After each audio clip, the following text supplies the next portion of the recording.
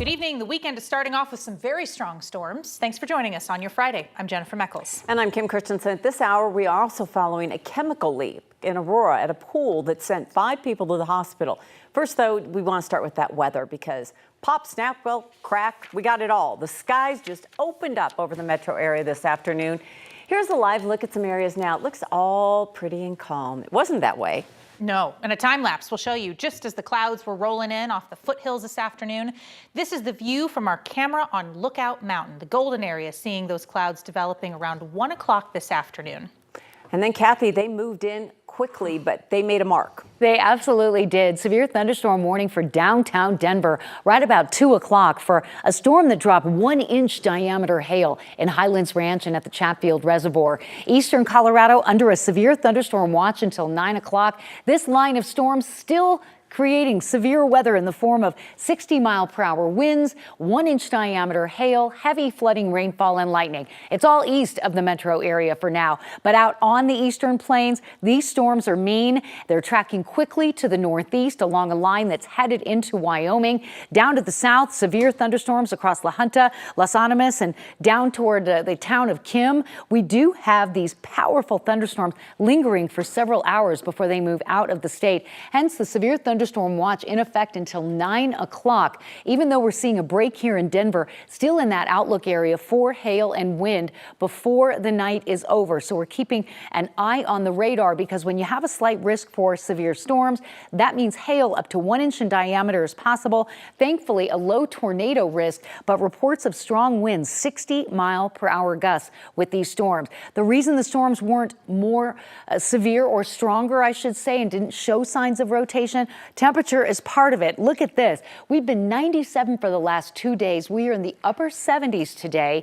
The winds out of the south and southeast pumping all that moisture in along the foothills. So the storms drop rain. They did bring some hail, but it certainly could have been a whole lot worse. And we're watching for a second round, hopefully, of just rain by 8 o'clock tonight before everything kind of settles down and calms down. So we'll have your complete forecast, including the holiday weekend outlook, in just a bit.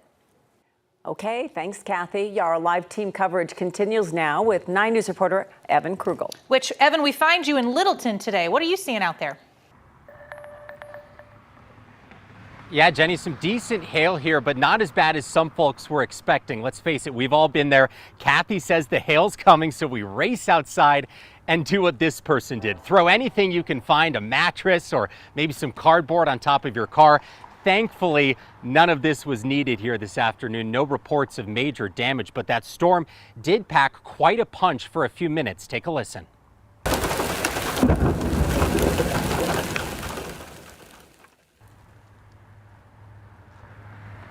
Yeah, you can hear that thunder and that hail coming down around 2:15 this afternoon.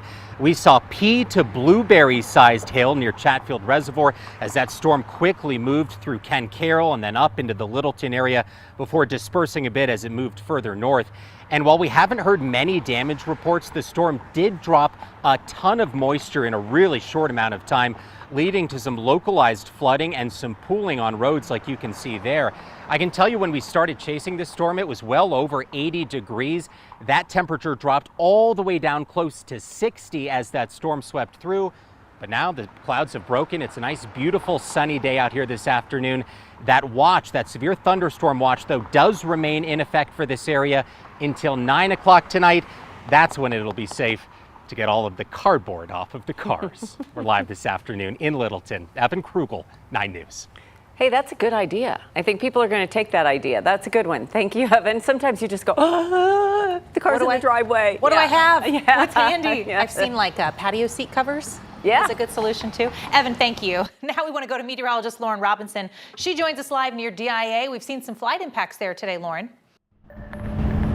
That's right. We did see some flight impacts. Right now, I'm at 56th and Pena, not too far from DIA, where at the moment it's sunny and dry, but we did see some quick storms push through maybe around 2, 3 o'clock. They started down south where Evan was just reported, and then they just moved their way through Denver, through DIA, and now heading out toward the plains. So we did catch some of these storms as they were pushing their way through just after 3 o'clock. We have some video from that as we were driving through E470 70 in the Weather Titan. Now, we did see heavy downpours. We did see some maybe light pea-sized hail, but all of that moved through pretty quickly as those storms were just pushing on through. Now, here near DIA, we did get some reports of flight delays. Around over 300 flight delays were reported at DIA. We even saw 11 cancellations today. Now, no word right now if all of those delays were due to the storms, but that's certainly a higher than average number when those storms pushed through and again dropped at least pea-sized hail. Now they're moving their way through the eastern plains, and some of those storms that pushed through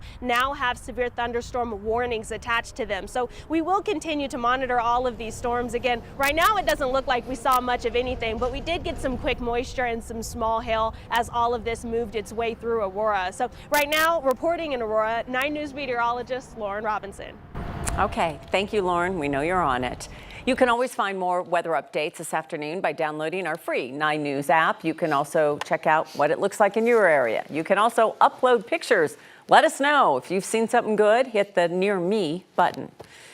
We are following some developing news today. A chemical leak at a pool in Aurora, and 7 people were hurt. 5 of them had to go to the hospital. 9 News reporter Lauren Scafidi joins us from the Del Mar Park area with more on what we know about these patients so far. Lauren? Good news is all 7 of those patients were treated or are getting treated for non-life-threatening injuries. It's really calm around here now, not a lot of people, because the pool was shut down. Even in just the last couple of minutes, people want to know what's going on, though. I talked to a mother in the parking lot, and she was frantically looking for answers because she said her son was here earlier. Then a couple minutes after that, a neighbor drove over and said, hey, I was looking out my window and I saw across the street all these first responders. What's going on at the pool? So I was able to tell him that the Del Mar Park shut the pool down because while the maintenance team was around, they saw that one of the pumps was leaking pool chemicals into the air, so they shut the pool down. That happened at around 2 o'clock today. Once the hazmat team cleared the pool, they checked the air quality and they treated the people who were injured. It's not clear exactly what was wrong with them. The pool is closed right now as the Del Mar Park Family Aquatic Center waits for repairs. It's unclear when the pool will reopen. I just talked to a supervisor who didn't want to be on camera, but he told me that the superintendent should be here soon. So hopefully we can get some more answers. And as soon as we learn more information, we'll bring that to you online and on air. Live in Aurora, Lauren Scafidi, 9 News. Lauren, thank you. Happening tomorrow, the Lake County Sheriff's Office will be hosting a community meeting about the Interlochen fire. This is happening at the Leadville Lake County Fire Station at 10 o'clock tomorrow morning. The latest update from officials say that this fire started at an abandoned campfire and it's now 5% contained. That's an update from last night. The fire is about 585 acres in size and more than 200 firefighters are still working on containment operations.